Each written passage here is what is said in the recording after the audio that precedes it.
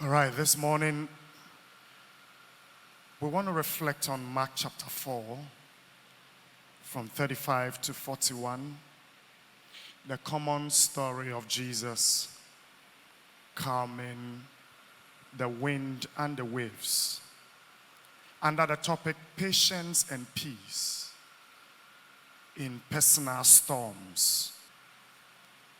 Peace refers to endurance that is bearing under the weight of a hardship, a trouble, a discomfort, or some form of suffering. Patience and peace in personal storms is almost to say remaining firm, resolute, and sound in personal storms.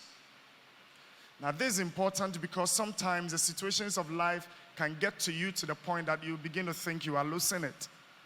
Physically, nothing has changed, but internally and emotionally, a lot has gone on that is wrong with you.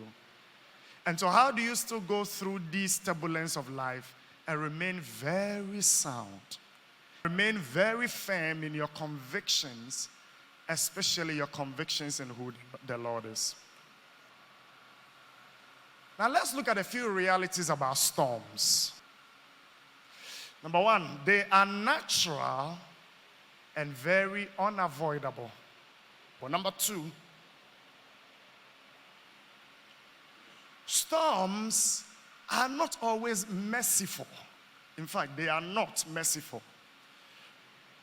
Now, I'm sharing these things because an understanding of the nature of storms contribute to the peace and stability you will have when you have the storm. 3. I love this one. Storms don't care even if Jesus is one of the passengers. If even Jesus was not shown mercy by the storm, you will not be spared. Number 4. Storms can arise even when you are on the path of executing the Lord's instruction. Storms sometimes can be a means by which God tests our faith. Now, what has usually been our common response to storms when they come like this? Number 1, we begin to say things we don't know and don't even understand. Please take me to Job chapter 38, verse 1.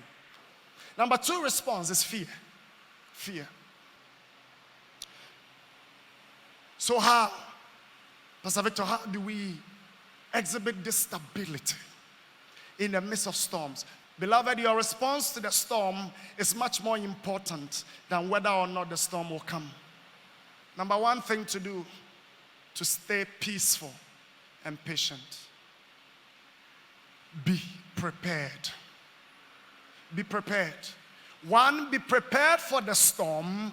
And 2, be prepared with the possible solution when the storm comes. Know who you are and what you carry. Know the one that sent you. So know who you are and what you carry. But number 3, know the one who sent you. Know the external resources available to you. Never forget who the Lord is. The first about what not to forget about who he is that he is the God who will risk everything, including himself, just to save one person. Never forget that even the wind and the waves obey him.